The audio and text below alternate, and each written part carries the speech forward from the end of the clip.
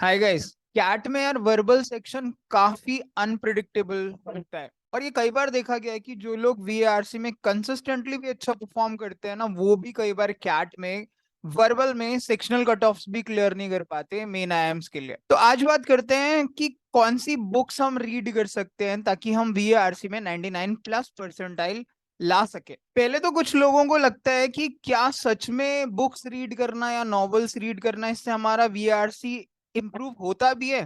पहले इन क्वेश्चंस की कुछ बात करते हैं। क्या हमें नॉवेल्स या बुक्स पढ़नी भी चाहिए या ये सिर्फ वेस्टेज ऑफ टाइम तो नहीं है? क्या ये एक्चुअली में मेरे वीएआरसी को इम्प्रूव करता है? सी ये सबको पता है कि कैट में वीएआरसी में आर्टिकल्स आते हैं बेसिकली, जो normally passages Aon, guardian, New York times इस तरीके की मैगजीन्स या न्यूज़पेपर से लिए जाते हैं। ठीक है, तो देन ऑब्वियसली हमें सबको आरसीज की प्रैक्टिस तो करनी ही चाहिए। लेकिन एक होता है organic way of improving your verbal. Organically जब चीजें इंप्रूव होती हैं धीरे धीरे, तो आपका वर्बल का स्कोर ऑटोमेटिकली इंप्रूव होता है। और उसके लिए आपको एक लॉन्ग टर्म स्ट्रैटेजी चाहिए, और वो लॉन्ग टर्म स्ट्रैटेजी होती है रीडिंग बुक्स। बिकॉज जब आप पैसेज पढ़ते हो तो आपका सारा ध्यान क्वेश्चन के आंसर्स पे होता है। We do not normally enjoy passages. हम हमेशा चाहते हैं कि मेरे 4 या 5 या 6 जितने भी क्वेश्चन है वो सारे सही होने चाहिए। मेरा ध्यान नॉवल को एंजॉय करने में या उसको समझने से ज्यादा क्वेश्चंस के आंसर ठीक करने में होता है। एंड दूसरी बात है कि ये जो एडिटोरियल आर्टिकल्स वगैरह हैं, ये 2-4 पेजेस से ज्यादा आप पढ़ ही नहीं सकते, क्योंकि ये काफी बोरिंग सॉम्निफेरस होते हैं। लेकिन अगर बुक्स की बात करूं तो बुक्स ऐसी चीजें हैं जिसमें आप डेली 50-60 पेज बैठ के पढ़ सकते हो।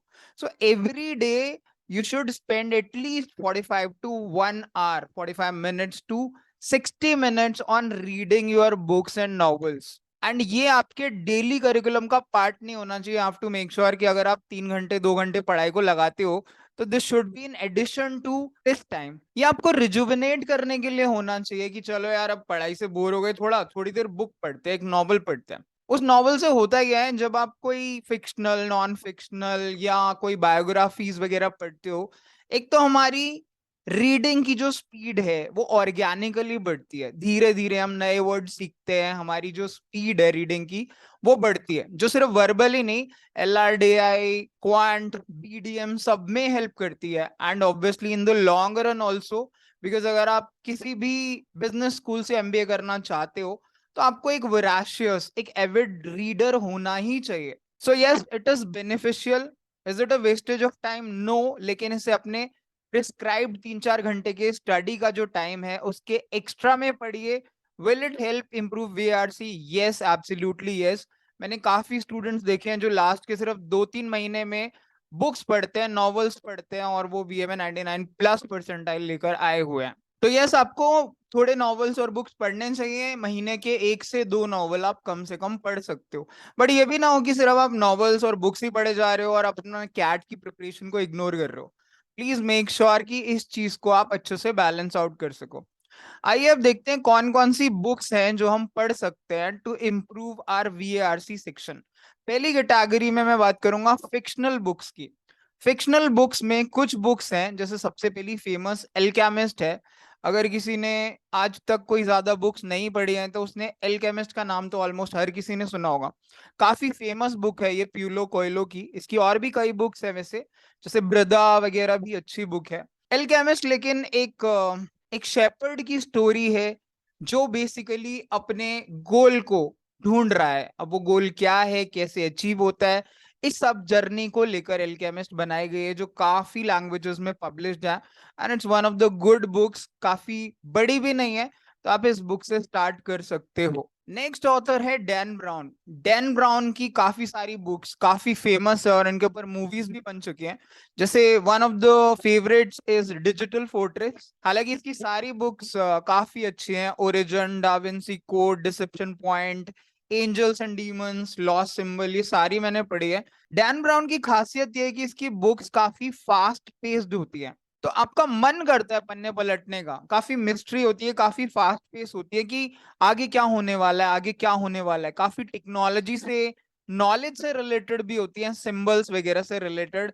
सो you can have these books, you can read these books. काफी अच्छी रीड है ये। इसका राइटिंग स्टाइल भी अच्छा है, लैंग्वेज भी अच्छी है।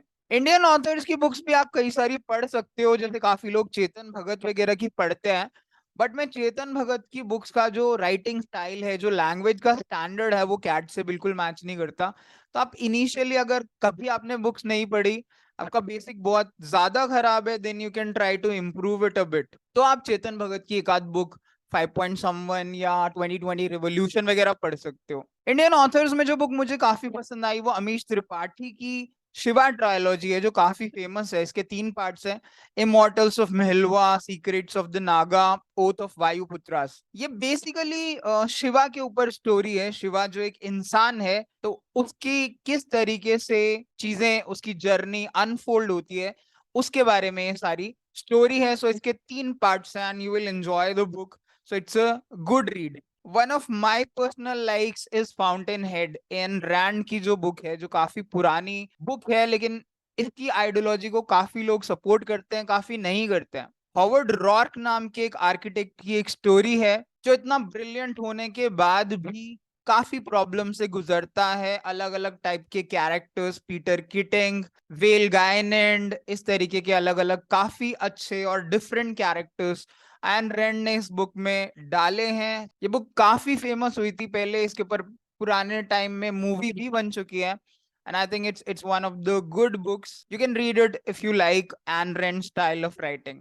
John Grisham is another writer whom I really like, जिसकी बुक्स मुझे काफी पसंद है। क्यों? क्योंकि एक तो इसकी बुक्स थोड़ी स्लो पेस्ड होती है। डैन ब्राउन की बुक्स काफी फास्ट पेस्ड होती है, लेकिन जॉन ग्रीशम की बुक्स में काफी ठहराव होता है। लेकिन क्योंकि जॉन ग्रीशम पहले खुद एक लॉयर था, तो उसकी मोस्ट ऑफ द जो बुक्स हैं वो लॉ के ऊपर या लॉयर्स के ऊपर बेस्ड है। उसकी पहली बुक टाइम टू किल थी। टाइम टू किल इतनी फेमस, इतनी सक्सेसफुल नहीं हुई थी, लेकिन जो सेकंड बुक द फॉर्म थी जॉन ग्रीशम की, वो काफी फेमस हुई थी, और उसके बाद टाइम टू किल भी काफी फेमस हुई थी। तो इसकी तो काफी अच्छी बुक्स हैं, आप पढ़ सकते हो। The Testament, The Partner, Rainmaker, all are good books. So you can go through these books, आप कुछ इसमें से पिक कर सकते हो and you will enjoy it. And ये काफी सूदिंग, स्लो पेस्ड, नॉर्मल अच्छी बुक्स हैं, जिसमें हम काफी आप रिलैक्स कर सकते हो इसको पढ़ के। सो लिटिगेटर्स है, स्ट्रीट लॉयर है जॉन ग्रीशम की, चैम्बर है, ये सारी अच्छी बुक्स हैं। कन्फेशन है, you can go through these books. इसके अलावा काफी फेमस सीरीज है, जैसे हैरी पॉटर सीरीज है, जो बच्चों को काफी पसंद आती है। कुछ बड़े भी पढ़ते हैं, तो अगर आप हैरी पॉटर के फैन हैं तो आप इसकी भी सीरीज को उठा के पढ़ सकते हो, आपकी रीडिंग इंप्रूव होगी। इसके अलावा ट्वाइलाइट सीरीज है, इसकी Twilight, Eclipse, New Moon, Breaking Dawn, ये काफी अच्छी बुक्स हैं। अगर आप ट्वाइलाइट के या वेम्पायर्स के फैन हो, तो ये भी आपकी रीडिंग स्किल्स को इम्प्रूव कर सकती है। जैफरी आर्चर एक और काफी अच्छे और फेमस राइटर है, इनका राइटिंग स्टाइल भी काफी अच्छा है। केन एंड एबल इनकी बहुत फेमस बुक्स में से एक है। इसके अलावा जेफरी आर्चर की Shall We Tell the President, The Prodigal Daughter, कई सारी बुक्स काफी फेमस हैं। एंड इसका राइटिंग स्टाइल भी काफी अच्छा है, लैंग्वेज स्टैंडर्ड भी अच्छा है। सो you can go through these books.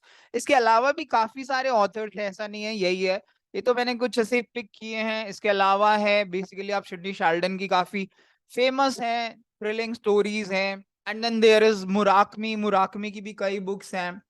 It's just कि आप फिक्शनल बुक्स पढ़ते हो तो उसमें एक स्टोरी होती है, आपको थोड़ा इंटरेस्ट आता है रीडिंग में, तो ये बेस बनाने के लिए अच्छा एक स्टार्टिंग पॉइंट हो सकता है, जिसकी रीडिंग स्किल्स अगर बहुत अच्छी नहीं है तो। Then next you can move to biographies. Biographies में काफी फेमस ये स्टीव जॉब्स की बायोग्राफी है, जो वॉल्टर इसैक्सन ने लिखी है। इसके अलावा इलॉन मस्क किसने बनाया, वो कैसे स्पेसएक्स, टेस्ला को हैंडल करते हैं, किन किन प्रॉब्लम से इलॉन मस्क गुजरे हैं।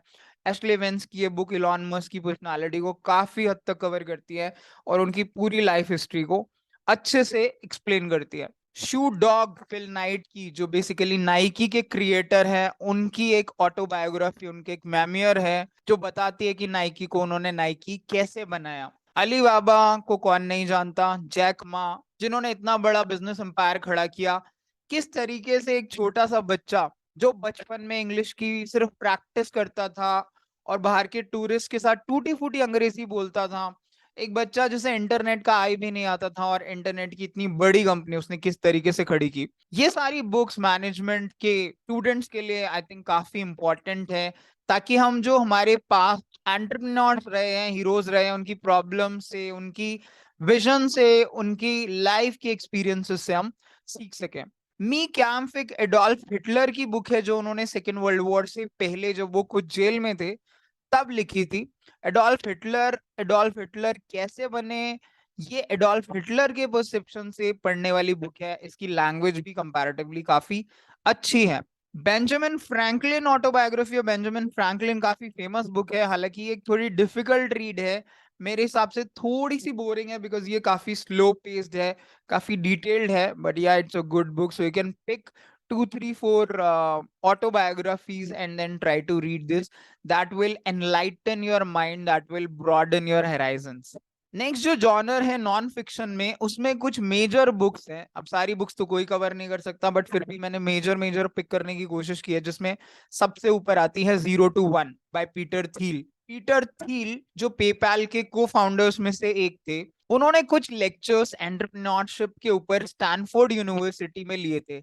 उन लेक्चर्स को कंपाइल करके 0 to 1 एक बुक बनाई गई है। Basically this is very important for all the future business leaders and entrepreneurs, कि 0 to 1 बनाना कितना मुश्किल है, 1 से इंफिनिटी बनाना फिर भी आसान है। तो ये स्टार्टअप्स के लिए, बिजनेसेस को स्टार्ट करने के लिए, इन सब लर्निंग्स के लिए this is one of the most important books जो हर किसी मैनेजमेंट एस्पायरेंट को पढ़नी चाहिए। सेपियंस एक काफी फेमस बुक है जो युवल नोहा हरारी की है, कि इंसान इस आदि मानव से इस लीग तक, यहां तक इंसान किस तरीके से पहुंचा है। हालांकि इसका सेकेंड पार्ट भी है जो होमोडियस है, जो ब्रीफ हिस्ट्री ऑफ टुमारो, लेकिन सेपियंस एक काफी फेमस बुक है, तो एवरीवन शुड रीड सेपियंस, ताकि हमें पता चले कि वीट और ये बाकी की चीजें किस तरीके से अलग अलग जगहों पे आई, who were the homo sapiens and who were the homo sapiens sapiens, Neanderthal के बंदे कौन थे एंड ऑल दैट, ताकि हमारी अपने बारे में थोड़ी हिस्ट्री जो है इंसानों के बारे में वो बेटर हो सके।